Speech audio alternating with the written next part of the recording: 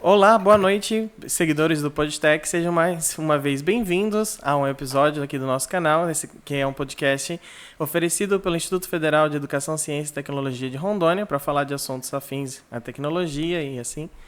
E hoje contamos com um convidado muito especial que é de fora do campus, é o professor Dr. Igor de Moraes Paim. O professor é bacharel em Direito pela IFCE e graduado em Ciências Biológicas pela UECE e mestre em Ensino em Ciências Matemáticas pela UFC. Possui MBA em Teachers for the Future pela Universidade de Ciências Aplicadas de Tampere, na Finlândia, e é doutor em Educação pela Unesp e é professor há mais de 23 anos. Boa noite, professor. Boa noite a todos e todas, é um prazer estar aqui com vocês. Boa noite, professor. Esse aqui é o meu colega Dinei, ele vai estar acompanhando a entrevista. Então, professor, a gente deu uma olhada aqui, seu currículo é bem vasto, e aí, em vista da sua formação ampla, a gente queria começar perguntando sobre, tendo passado pela biologia, pela matemática, por tecnologia, neurociência, metodologias ativas, como você diria que é uma interconexão nessas áreas da sua formação?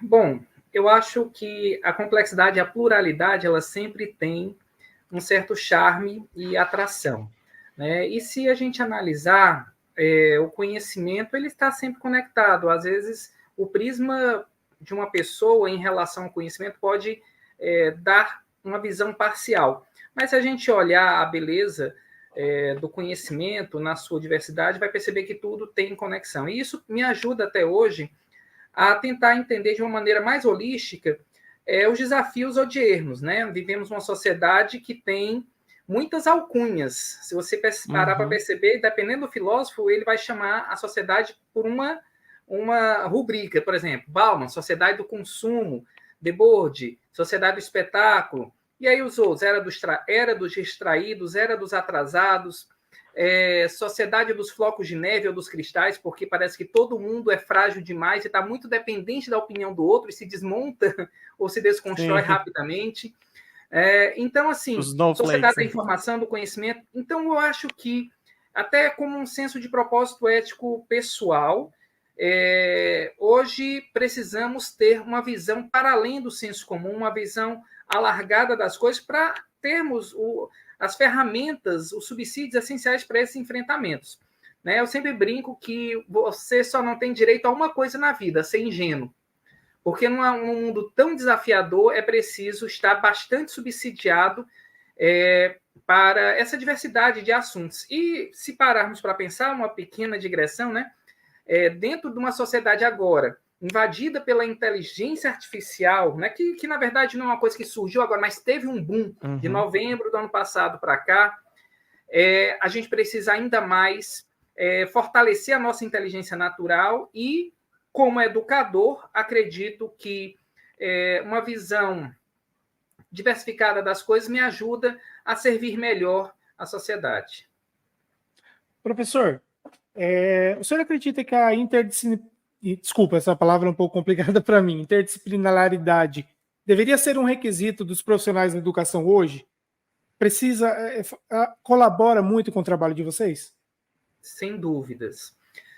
Justamente porque os desafios que nos apresentam são mais intensos que no passado. Eu sempre digo que nunca foi tão difícil ser professor quanto é hoje. O professor ele tem que ser muito bom de metodologias e tecnologias, certo? Eu sempre digo que a metodologia é a alma do ensino e tecnologia é o corpo do ensino. Um corpo sem alma não vale nada e uma alma sem corpo não tem potência.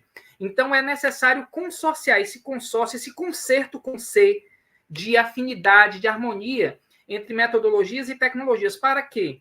Para que a gente consiga promover o desenvolvimento cognitivo, mas também socioemocional e moral das pessoas, né? O que se chama internacionalmente de soft skills. E a gente só vai conseguir isso se a gente conseguir transitar, dialogar, aproveitar, se enriquecer dos conhecimentos das diversas frentes da área das ciências humanas, das ciências naturais, as ciências exatas, porque todas elas estão articuladas. Porque, por exemplo, se você pega uma ciência como a biotecnologia, que eu tenho especialização, essa é uma ciência assim, que dialoga com a química orgânica, com a físico-química, Com a TI. com a bioética, tá certo? Aham. Então, ela precisa. Então, é quase que uma questão compulsória, eu diria uma condição sine qua non do educador do século XXI ter uma visão interdisciplinar. E digo mais, porque eu tenho, em parceria com um amigo aqui do Direito, do UFC, um grupo de pesquisa, que é um grupo transdisciplinar, né, de pesquisa e estudos interinstitucionais. A gente tem que ter uma visão não só interdisciplinar, mas transdisciplinar, que é uma concepção assim mais coordenada, conjunta, para um entendimento em bloco dos problemas e temas. Professor, quais você diria que são as principais inovações no cenário educacional hoje? Olha, vejamos o seguinte, hoje um professor ele precisa lidar com esse mundo em constante revolução. A gente vê a IA liderando todo o processo de revolução tecnológica, né? Então você vai ter algumas coisas que nos assustam, né? A tecnologia, quando a gente tem aí uma inovação disruptiva, porque tem inovação sustentada e disruptiva. A sustentada ou incremental é aquela que se assemelha a uma geração anterior. Por exemplo, um celular que tem uma câmera melhor. Você aprimorou um pouquinho, mas não revolucionou. Agora, quando você tem uma inovação disruptiva, ela se descola do passado. Por exemplo, barco a vapor frente ao barco a vela, o carro frente à carroça, a máquina digital, fotografia frente à de filme, a inteligência artificial frente aos buscadores comuns, né, os motores de busca. Então, esse professor, ele vai precisar ter competência digital, e aí eu recomendo a leitura do Quadro Europeu de Competência Digital para Educadores, que trata das 22 competências em 6 grandes áreas, tá certo? Eu acho que isso é bem interessante para a gente se aprimorar. Vai ter que enfrentar a ideia de que o ensino, a educação à distância se introjetou na nossa vida de maneira inexorável. Não existe, como Einstein dizia, a mente que se expande jamais volta ao tamanho que era. Então, se você tem hoje uma percepção de educação à distância que envolve o ensino híbrido, né? Ou os cursos online, com tutoria ou sem tutoria, aqueles que são autodiretivos, como MOOC, SPOC, NOC, COC, entre outros. Os ambientes, os ecossistemas de aprendizagem imersivos e interativos que usam realidade virtual, realidade aumentada, né? Os assistentes pessoais de interação, o feedback instantâneo, os Learning Analytics, né? Machine Learning. Então, essas ferramentas, essas novidades, elas que se incorporaram nos tempos e movimentos da educação do século XXI, que eu digo que não se retroage mais. Você não aceita ter um celular de 2010, de 2015, sim, né? Então, assim, a nossa mente expandiu, e eu sempre brinco, tecnologia é como jogar Mario. Tem um conceito de Mario, né? Quem não conhece, eu acho que corra para conhecer, porque é um jogo bem legal. Mas o que acontece? Quando você vai passando, tem um conceito de bandeirinha. Se você passa pela bandeirinha, se você morre depois, você não volta para o início da fase, é bandeirinha para frente. Então, sim, a tecnologia é mais ou menos isso. Cada novo advento é uma nova bandeirinha mental. E a gente gera uma obsolescência perceptível na coisa, na tecnologia anterior, que nem é que seja ruim, mas ela parece que perdeu o sentido ou uso. Como o Yves Delataille diz, moderno é tudo aquilo que envelhece rápido. Então, o que é mais moderno é aquilo que primeiro vai ser descartado. Então, a gente precisa lidar com todos esses aspectos. Learning Analytics, ecossistemas virtuais, inteligência artificial, né? E muito mais aí que a gente vai conversando. Você tinha falado, relativo à inteligência artificial ser uma inteligência disruptiva, como você mencionou, interessante que a minha próxima pergunta era justamente sobre os efeitos que a pandemia teve, né, para as mudanças que ocorreram. Porque no cenário pré-pandemia, a gente sabe que existe até um preconceito, uma resistência em relação ao ensino EAD, mas hoje a gente vê que durante a pandemia isso mudou, e mesmo agora que estamos voltando, né, acho que todo mundo que tem, tipo, todos os cursos que oferecem ensino presencial já voltaram ao presencial, o EAD deixou uma marca, né, e junto com o EAD incidiu também o boom das IAs. Como que você acha que, o que você acha que dá para dizer com pé, tipo assim, pé no chão, que ficou da pandemia e o EAD? A pandemia mudou a vida no mundo todo, ela trouxe para a nossa zona de percepção tecnologias e até metodologias para o ensino que já existiam, muitas delas, né? A maioria delas já existiam, só que não estava na nossa zona de percepção e uso. A gente, claro, a pandemia trouxe dores de toda a ordem e monta, mas ela também gerou uma crise de crescimento, certo? E que foi escalável no mundo todo e compulsória, porque ou a gente tinha tecnologia e se comunicava com os alunos, ou então não se comunicava. E aí o que acontece? O professor ele desempenhou vários papéis de maneira forçada até. Ele foi designer educacional, administrador AVA, videomaker, tutor, conteudista, tudo ao mesmo tempo, trocando o pneu do carro com ele andando. Então, o ensino remoto, que não é EAD, vejamos, ensino remoto, ensino emergencial para países em guerra ou em crises sanitárias. Obrigado, só que no caso, né? Mas aí a gente associa a EAD que ela tem papéis mais sofisticados, como preparo, como design educacional, e papéis mais aprimorados.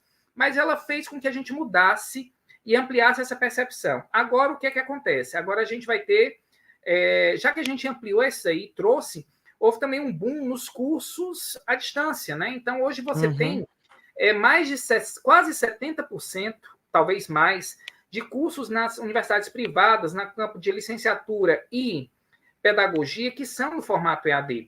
Então, é uma novidade que se estabeleceu. Agora, cumpre a nós imprimirmos qualidade nessa modalidade à distância, tá certo? Para que ela não caia no que eu chamo de 3Ds da morte. A desconfiança, será que esse negócio presta? Né? Que podem perguntar. Aí que pode evoluir. Se a desconfiança se confirma, ela vai para a descrença.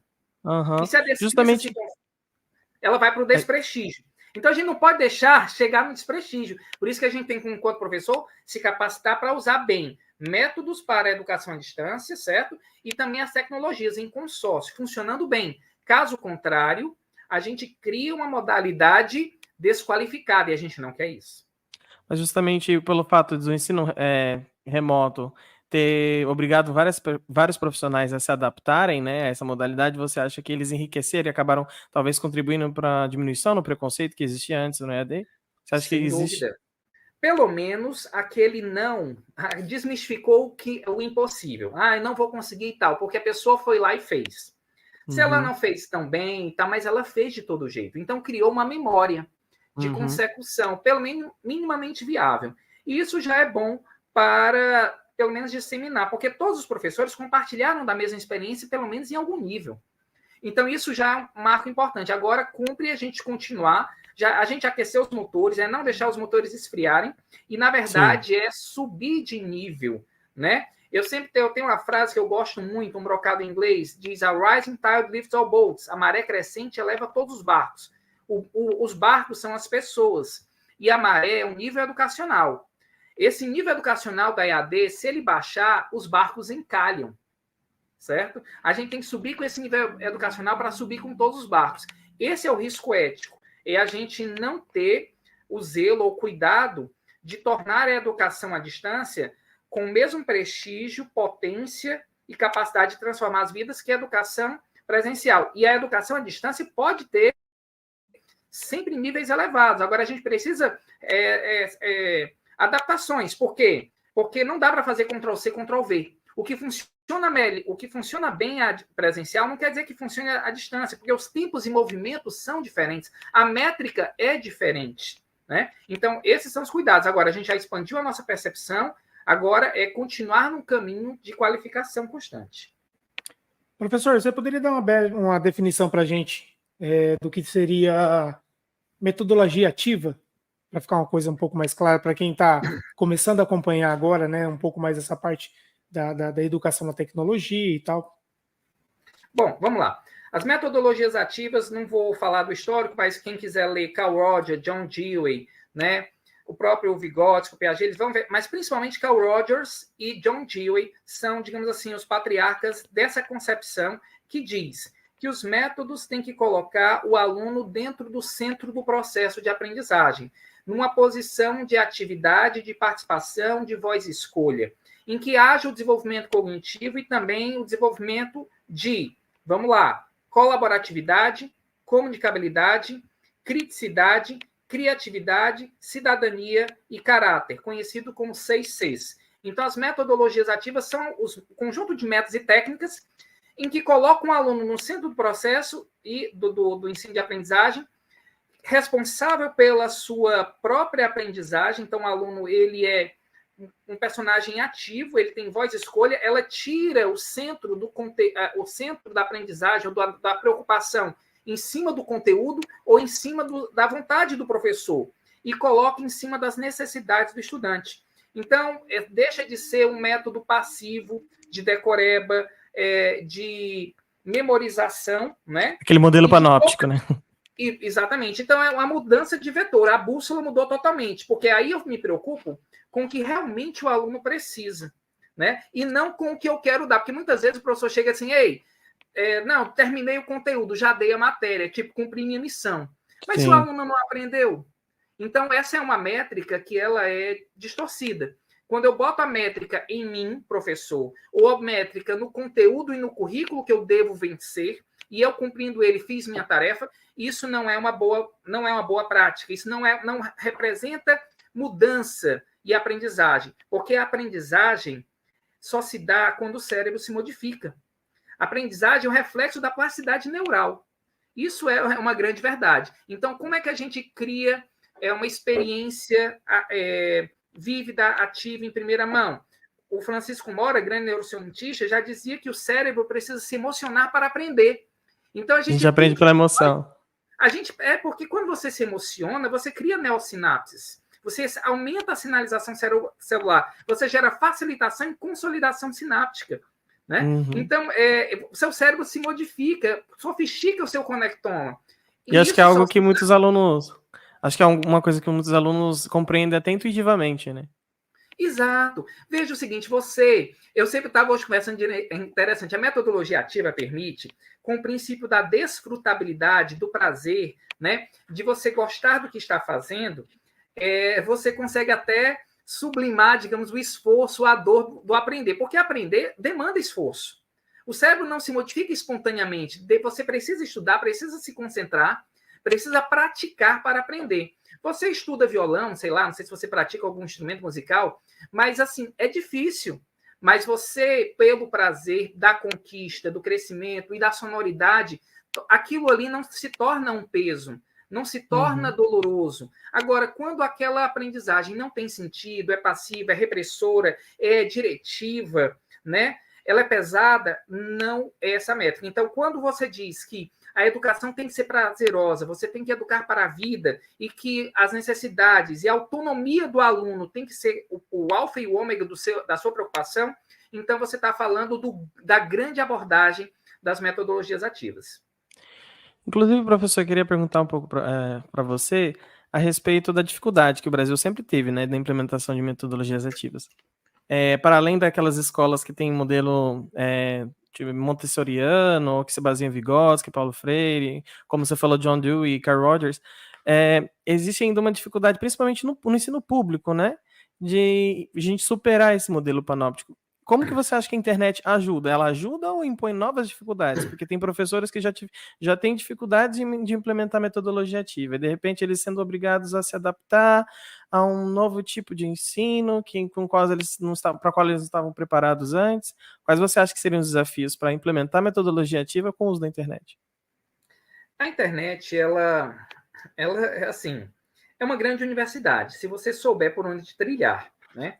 Então, você tem hoje acesso a livros, a conteúdos, a plataformas de domínio público, a vários tutoriais, uma infinidade, uma gama de informação. Então, vejo isso como uma coisa muito positiva, né? Porque, na verdade, você está aí um direito das últimas gerações, o direito que é do acesso ao conhecimento amplo e universal. Então, a internet ela vem para ajudar nesse sentido. Agora, é claro que a falta de discernimento, a falta de foco, né, essa era dos distraídos da que a gente tem, pode tornar a internet um distrator atencional. O tempo de tela pode ser um tempo infrutífero, né, e na maioria das vezes o mas ele pode ser um tempo de tela muito produtivo. Chama a atenção, até um livro que é um pouco desconcertante, o título, que vale a pena ler, Fábrica de Cretinos Digitais, de Michel Demonget. Ele fala, que é um neurocientista, fala do impacto do tempo de tela, e na capa do livro já tem uma informação assim, impactante, que pela primeira vez o QI dos filhos é menor que o QI dos pais. O que está acontecendo? Vi essa reportagem ano passado. Você viu essa reportagem, né? Então, o que acontece? O teste de inteligência ele é feito de 15 subtestes, o VISC 4 e o VAIS 3, tá? E dentre eles tem linguístico verbal e lógico matemática. E vários outros, né? Velocidade de processamento, poder perceptual, organização espacial, enfim. Mas esses dois estão pontuando menos. A habilidade linguística verbal, as pessoas estão lendo menos e com mais leitura rasa, leitura rápida e superficial. E a lógica matemática, que não quer dizer só cálculo, mas poder de dedução, de indução, correlação, abstração, ela está também sendo prejudicada. Então, a gente vê aí que a internet ela tem a potência, né, de dinamizar nossa capacidade, poder cognitivo, mas também, com o seu mau uso, atrofiar. Inclusive, existe um fenômeno chamado efeito Google, que é o encurtamento da memória de curto prazo, que é a confiança excessiva nos aparelhos. Se eu chegar assim, fulano, o que quer dizer prosopopeia? O cara pega lá, faz a pesquisa, é isso aqui, tal. Aí, depois que ele responde, resolveu o problema, ele esquece.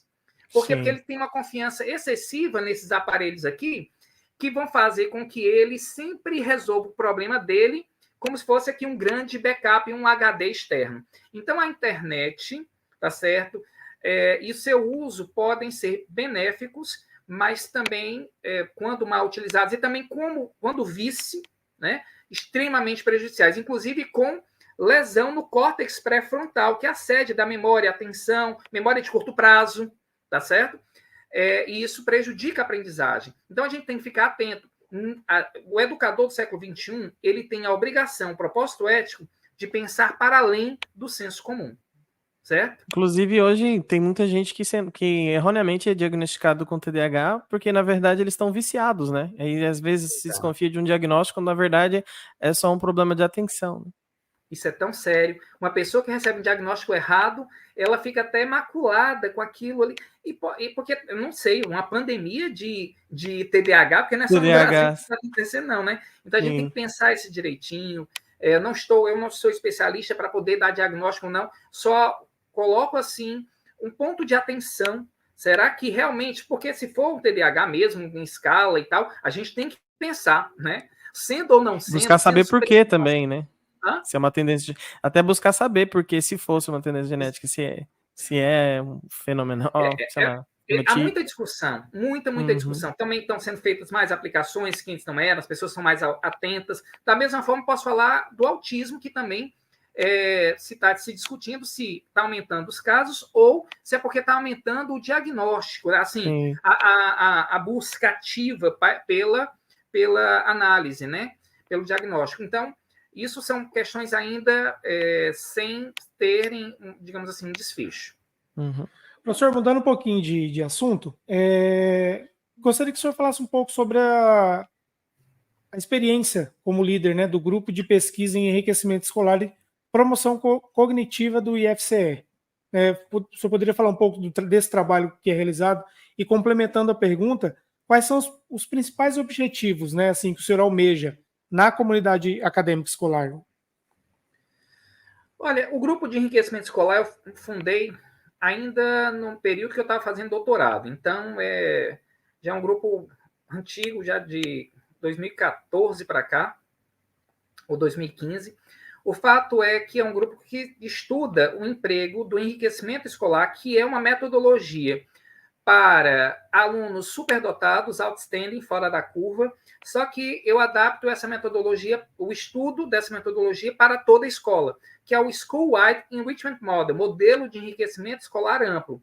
E com isso, a gente quer também fazer, para e passo, o estudo da promoção cognitiva, que nada mais é do que uma divisão da neurociência cognitiva para usar a metacognição e técnicas de estimulação da memória de curto prazo, memória operacional, para o aprimoramento cognitivo. Porque veja o seguinte, uma das nossas preocupações é justamente a questão da aprendizagem efetiva. Veja uma questão assim crucial.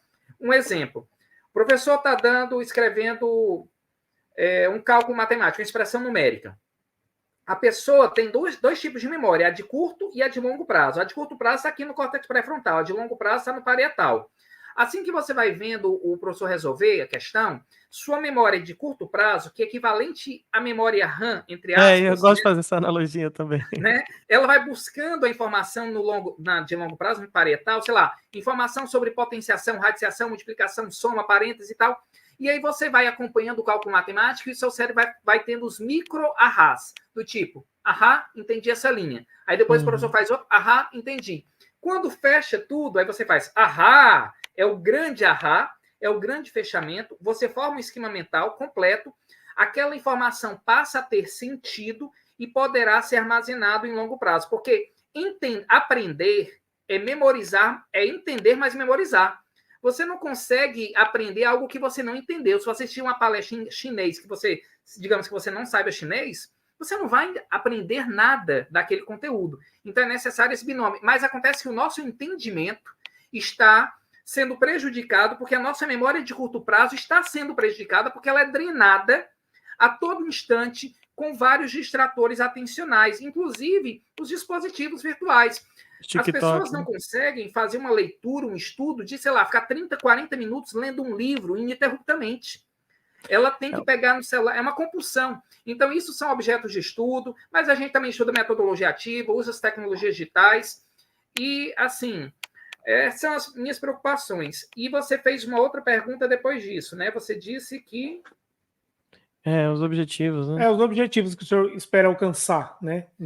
Olha, eu espero entender um pouco melhor e contribuir para a aprendizagem significativa, né? O que todo educador quer, fazer pesquisas que encontrem dados que nos ajudem a modificar de maneira e gerar promoção cognitiva, né? O aprimoramento da nossa capacidade cognitiva, mas também socioemocional e moral, porque também dentro da nossa pesquisa a gente bota aliançado em algumas frentes a questão do desenvolvimento do juízo e da competência moral, essencial para um mundo em que o espectro da moral é tão cinzento, certo e errado varia conforme a conveniência, né? E quando quando você responde inadequadamente as 3 perguntas mais elementares da ética, quero, posso e devo, porque tem coisas que eu quero, mas não posso, mas não devo, mas não quero. Quando está tudo desalinhado, então você está sendo antiético. Então é necessário a gente também aliançar, porque não adianta eu me preocupar só com o desenvolvimento cognitivo, o estudo dos alunos superdotados, altos habilidosos, se eu não botar do lado o desenvolvimento do juízo, o raciocínio moral, e a competência moral, que é a capacidade de tornar o juízo prático, certo? Condição aqui muito sensível para mim. Você pode saber o que é certo a fazer, mas você não implementa, ou seja, pode até ter um juízo moral mais elevado, estágio 6, segundo a classificação de Kolber, mas pode ter uma competência moral baixa. Então, isso não ajudaria a, digamos assim, uma sociedade melhor.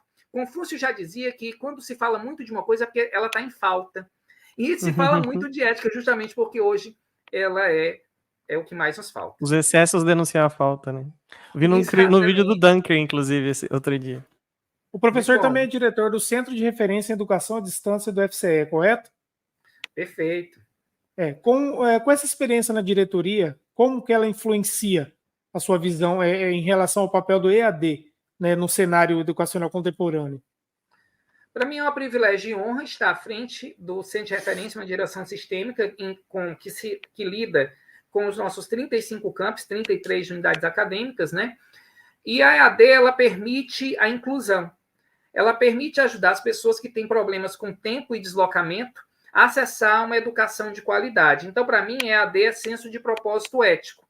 Mas a gente está vivendo um momento assim crucial, porque a EAD está sendo muito posta à prova, e aí ela vai se passar pelo crivo da desconfiança, da descrença, do julgamento, né, e eventualmente até do desprestígio. Então, os nossos esforços são de criar parâmetros, inclusive normativas, porque muita coisa nova está acontecendo. Vou dar um exemplo. Para o próximo ano, a gente vai começar a implementar nos cursos MOOCs, que são aqueles cursos autodiretivos, tá?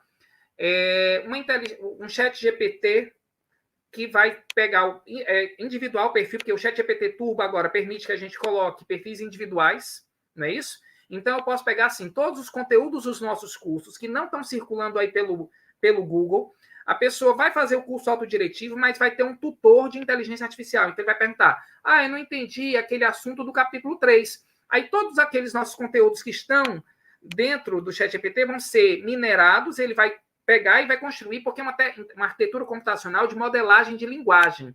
Então, ela consegue entender os textos e responder. Então, isso é uma das inovações que a gente quer implementar. Outra inovação que a gente também está lutando é para, que já temos assim alguns testes para o próximo ano também, um curso totalmente usando óculos VR, né? Mas imersivo e interativo para você aprender a instalação de antenas 5G. Então, a gente escaneou um laboratório usando uma câmera, que não é uma câmera comum, é até bem carinha, né? Mas ela escaneia a laser, né?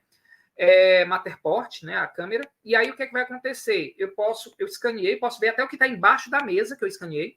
Aí, a pessoa vai pegar uma antena 5G com joystick, certo? Quem usa lá os Quest 2, né? Uhum. Ou então mesmo aqueles... a gente usa um aqui na sala da Ilma. Hã?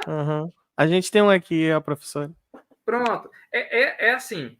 O problema, assim, da EAD é a exclusão digital, porque a gente sabe, mas, assim, a gente tem os nossos limites, mas, assim, o que a gente quer fazer?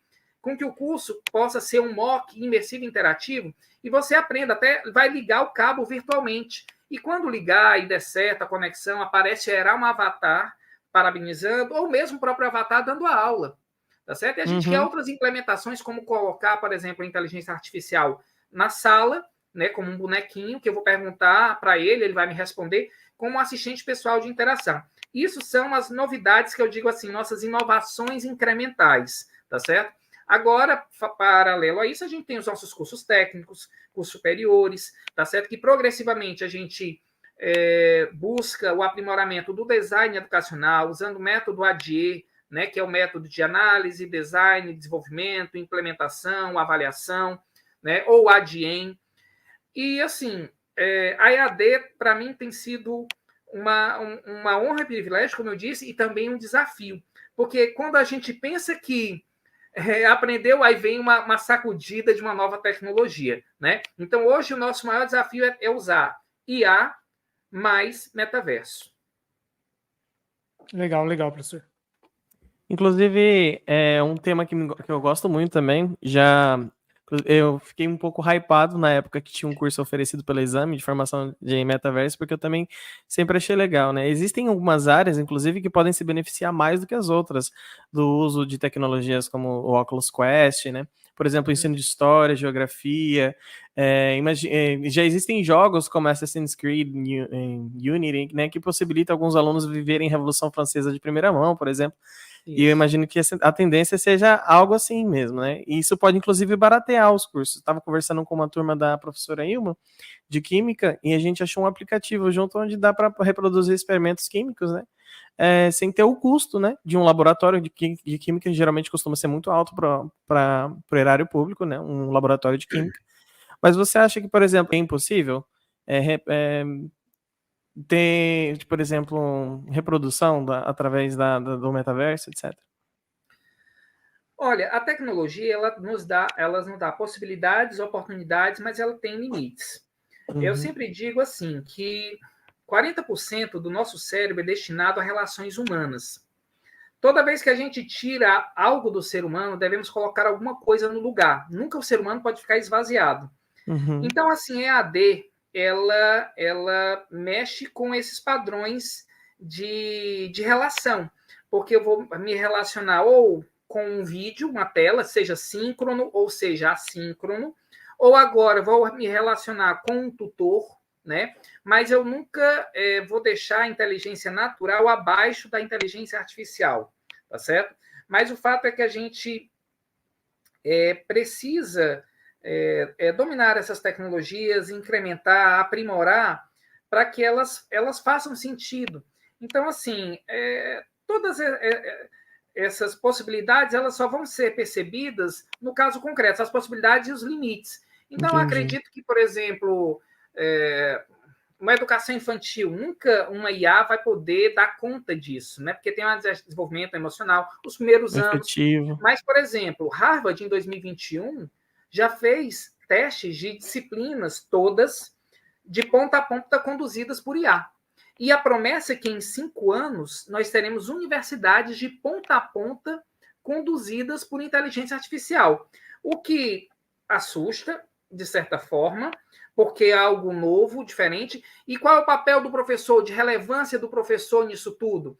É um papel, digamos assim, que precisa ser estudado, porque o que é que acontece? Isso pode ter apropriacionismo, né? As empresas, as grandes empresas, vão maximizar a mais-valia, tipo, vou usar um robô para ter que demitir professores e, enfim, conduzir. Então, esses têm os limites aí de ordem, digamos assim, da experiência da aprendizagem, mas também tem os limites de ordem, limites éticos, limites de natureza social. Então, a inteligência artificial, os mais otimistas dizem que em 30 anos deverá gerar 25% de desemprego. E os mais negativos, né, dizem que é 40%. Ah, mas ela vai gerar novos empregos. Não sei Surgem novos também. Vão surgir novos, mas acontece que não sei se vai ser nem 2 ou 3% do que ela vai gerar de desemprego. Enfim, o mundo vai se transformar e a gente precisa entender. Eu acho que a inteligência artificial... Eu sou biólogo, né? Também eu sou formado em direito, mas assim, sou biólogo de formação. Então, o que é que acontece? Existe um conceito de coevolução. Parasita e hospedeiros evoluem ao longo de milhares e milhões de anos, né? Então, o que é que acontece? A inteligência artificial vai forçar uma coevolução na nossa forma de proceder em sala de aula. Não cabe mais resumo, questionário para o aluno fazer em casa. Se ele bota no ChatGPT, já tem resposta. Porque as pessoas vão se corromper. Assim, você tem que se preparar para isso. O aluno ele pode ir pela facilidade, né? Então, ele pode botar lá e você não ter a certeza se ele foi uma produção autêntica. Então, você tem que mudar estratégias de aprendizagem e ver os limites que poderão ser possíveis. Então, assim, eu acredito que um dos grandes desafios agora é definir os novos papéis do educador do século XXI, sem desqualificar, sem tirar dele a sua potência, a sua relevância, como personagem responsável pela qualidade geral do ensino, mas entendendo que o mundo está modificando-se rapidamente e a gente precisa também ter essa coevolução, essa adaptação. Porque negar a tecnologia não é saudável. Então, eu dizer assim, eu não quero... É simplesmente uma dissonância cognitiva. É a negação de uma realidade. Então, eu não posso negar isso. Mas eu tenho que conviver, usar como ferramentas e a gente vai passar por algumas transformações. Então, realmente, ser professor no século XXI é muito mais desafiador do que no passado, porque as coisas estão dinâmicas demais. Isso é bom, isso é ruim. A gente precisa conviver e enfrentar. O professor falando agora me veio à cabeça aqui, professor, eu vi uma reportagem essa semana que numa cidade do interior do Rio Grande do Sul, um vereador colocou em votação uma lei e essa lei foi aprovada na Câmara de Vereadores e foi sancionada pelo prefeito.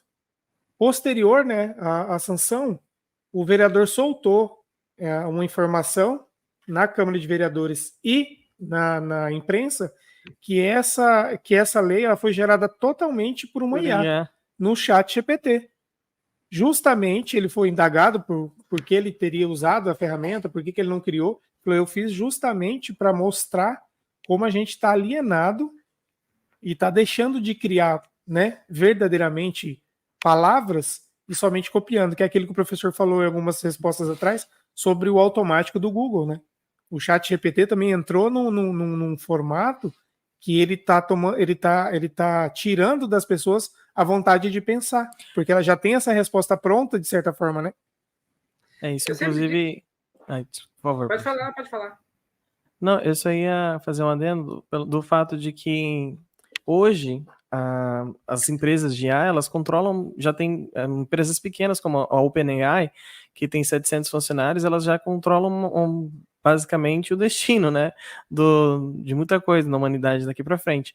Mas, querendo ou não, as IAs ainda possuem certas limitações, né, e isso que você levantou são as discussões relativas, por exemplo, a direitos autorais que estão circulando hoje, por causa de inteligências artificiais que geralmente fazem uma amálgama de informações e não atribuem, né, o crédito à pessoa original. E os alunos hoje, como você comentou, estão... daí, inclusive, que eu tinha comentado sobre o desafio da metodologia... desculpa. Metodologia... Esqueci o termo. Mas porque muitos alunos acabam preterindo em dar a própria resposta em função, né, de ter uma resposta pronta da IA. Mas como que você enxerga, então, essa limitação? Querendo ou não, porque tem a limitação de que as IAs, elas só reproduzem certo conhecimento até certo ponto e elas começam a se copiar, né? E o conhecimento começa a se perder, né, quando elas começam a se replicar, né? Quando elas estão no primeiro nível de busca de informação e elas analisam em cima do que é de um conteúdo produzido por humanos, elas devolvem uma resposta muito eficaz. Mas a gente parece que a limitação que existe hoje talvez seja substituída por uma tecnologia, como o professor comentou, que seja disruptiva no futuro, mas por enquanto a limitação que ela apresenta nesse sentido é essa, né? De estar limitado de quando recebe informações de outras IAs. Como que você acha que isso pode prejudicar, talvez, o acesso de um aluno que esteja buscando informação através de uma IA? Assim, a gente não tem ainda a dimensão de todos os desdobramentos, mas o que a gente faz aqui são conjecturas. Eu sempre digo que eu devo usar a IA para aquilo que eu sei fazer, mas que eu estou com pouco tempo para fazer, e eu vou pegar um adianto, uma ajuda, um apoio. Mas eu não devo usar ela para aquilo que eu não sei, porque eu não posso ficar subserviente à IA e não ter controle do processo, do controle do conhecimento. Né? Porque você não pode chegar para ela e pedir para ela fazer uma palestra sobre um tema que você não sabe. Sim. Mas ela pode ajudar a fazer a palestra para você ver os tópicos, ter insights, enfim, e fazer outras coisas. Então, assim, as novas gerações, elas são mais imaturas, porque ainda não viveram o suficiente, e claro que o ser humano sempre vai pela facilidade. Isso é da natureza humana, o cérebro busca facilidade porque é economia de energia. Então, se ele puder ter feito fácil, ele vai buscar. Nós faríamos o mesmo se tivéssemos 14, 15 anos, 12 anos, faríamos exatamente a mesma coisa. Mas cumpre a nós, professores, criar estratégias de aprendizagem, ecossistemas de aprendizagem, oportunidades de aprendizagem, designs educacionais que possam ajudar nesse crescimento do estudante e repensar os nossos modelos de avaliação, para que não coloquemos em risco o próprio aluno, porque, assim, como a inteligência artificial vai evoluir, como as inteligências vão conversar entre si, e elas irão, por exemplo, a do Elon Musk, né, que ele está lançando a sua XAI, né, que é o Grok, se eu não me engano, ela que tem assim um estilo de personalidade, né, que ele quer botar tipo meio que um estilo assim de personalidade na IA, ela vai competir diretamente com o ChatGPT, o Google também já está trabalhando na deles. Então, essas inteligências, às vezes, sofrem até alucinação, né? O que a gente chama de alucinação da IA. Ela gera novas informações, ela mistura coisas. Eu já botei meu nome e acertou uma parte, misturou com outra. Eu precisei corrigir o ChatGPT quanto a isso. Né? Ops, desculpe, é verdade. Então, quer dizer, a gente ainda está num dos primeiros passos, é a primeira geração de inteligência artificial, em que elas fazem uma coisa por vez muito bem. Né? Dizem que na segunda geração elas vão fazer tudo que o ser humano faz muito bem, e na terceira seria a superinteligência, que a gente não conseguiria nem combatê-la, mas enfim, aí são os futurólogos, eu não vou ficar entrando nessas elucubrações mentais. Já é a área de ficção, né? Por enquanto. Já é a área de ficção. Agora, o bom é que, às vezes, a ficção é simplesmente a nossa baixa ciência para entender as coisas, né? Aí a gente fica só no devaneio, porque, assim, o telefone celular com imagem, tudo, do época do Jetsons era isso, né? Não sei se você pegou o desenho do Jetsons. Então, assim, um carro voador, hoje eu estava na sala do reitor do IFCE e está lá o modelo de um carro voador que o primeiro que vai ser criado dentro do IFCE, certo? No próximo ano a empresa já fez uma parceria, já temos espaço lá, o primeiro carro voador sendo montado em Fortaleza, tá certo? E o nosso protótipo está lá na mesa dele. Uau. Então, assim, eu digo assim, eita, o Jetson chegou mais cedo, hein, que eu pensava. Então, assim, mas esse é o mundo que a gente vive. e que, assim, nós, enquanto educadores, devemos não podemos ser ingênuos e a gente não tem direito a uma coisa, de desistir.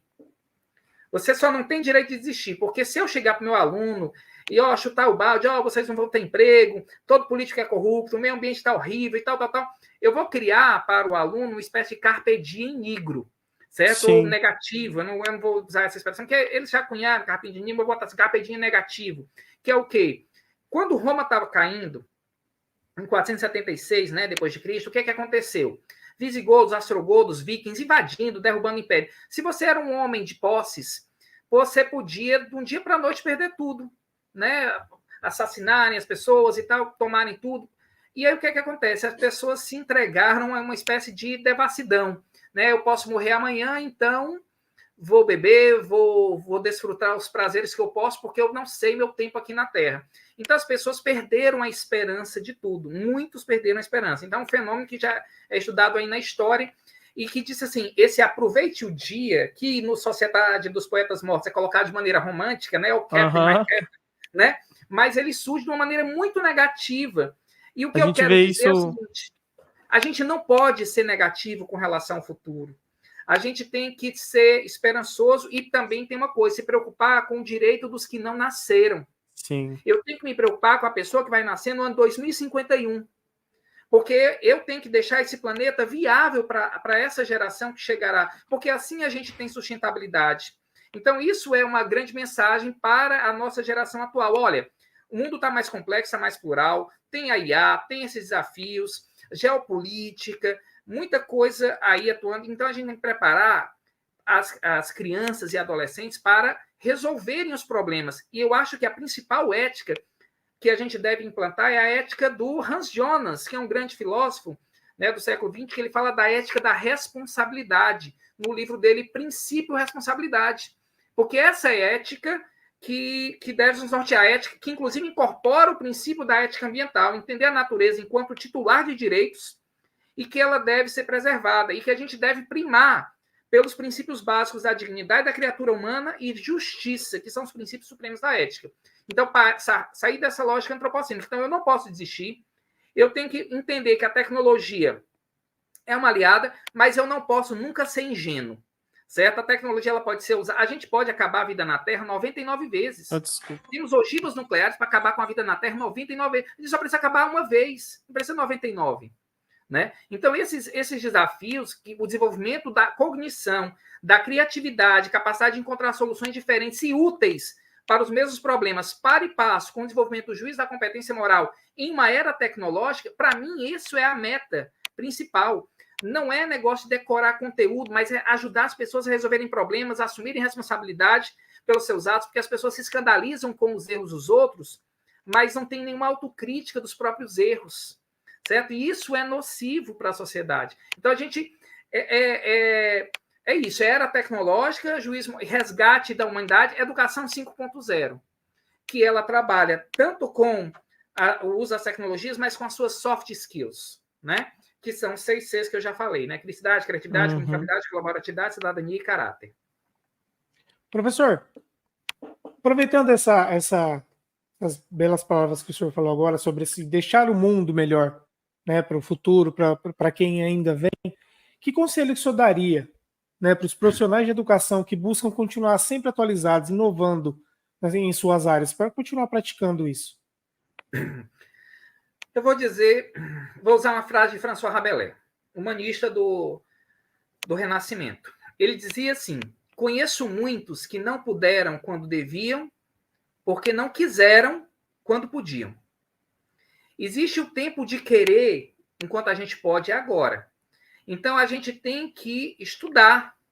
A gente tem que se enfrentar, se chocar nos próprios limites e superar esses limites. Porque se eu não tiver essa autocrítica, esse autodiscernimento, esse compromisso com o conhecimento e com a resolução de problemas, eu não vou conseguir fazer uma mudança. Então, a educação, eu digo, ela é e não é para amadores. Ela não é para os amadores, os imberbes, os aventureiros, os paraquedistas, os descompromissados. Esse eu nem quero, nem venha. Mas ela é para os amadores que amam, Esses que amam a educação, esses eu quero. Trabalhando, ajudando, construindo. Por quê? Porque tudo que você ama, você cuida, você zela, você protege, você aprimora, você engrandece. Então, eu preciso desse compromisso das pessoas que estão, assim, apaixonadas por educação e apaixonadas pela vida e apaixonadas pelo ser humano, na sua melhor versão. Então, ajudar as pessoas a se tornarem melhor versão de si mesmas. Eu sei que é um jargão, eu sei que isso é batido, mas é a essência da paideia, lá da visão grega, lá da época de Aristóteles, ajudar o ser humano a se tornar a melhor versão dele mesmo. Esse é o compromisso, digamos assim, se me perguntasse o que é que o professor precisa, é isso. E ele tem que ser dedicado, porque é desafiado diariamente. Quando a gente pensa que aprendeu, epa, eu ainda não sei nada. Então, bola para frente, vamos trabalhar. Professor, a gente quer agradecer. Foi maravilhosa a nossa conversa. Obrigado por ter aceitado o nosso convite. Muito obrigado. Boa noite para o senhor. E assim, cumprimento a todos para que acreditem sempre na educação e no poder de transformação. Tem uma frase do Valdo Vieira que diz que somos mini peças dentro de um macro ou maxi mecanismo. Então, o mundo é difícil, é complexo, é grande demais, mas não subestime o conscienciologista? Exatamente. Sim. Valdo Vieira, da Conscienciologia. Não subestime o poder de uma mini peça. Ela pode fazer toda a diferença numa grande engrenagem. Muito obrigado, professor. Professor, obrigado. Boa noite. E quando o carro voador já estiver em desenvolvimento... Você avisa a gente quer ver de primeira mão. O senhor volta para conversar com a gente aqui. Opa, na hora. Vai ser um prazer, viu? Obrigado. Obrigado, professor. Valeu. Tchau, tchau. Gente, muito obrigado por terem visto esse episódio do PodTech. Por favor, curtam o vídeo, sigam o canal e ativem as notificações para verem vídeos com entrevistas tão legais quanto essa de hoje no futuro. Valeu, pessoal.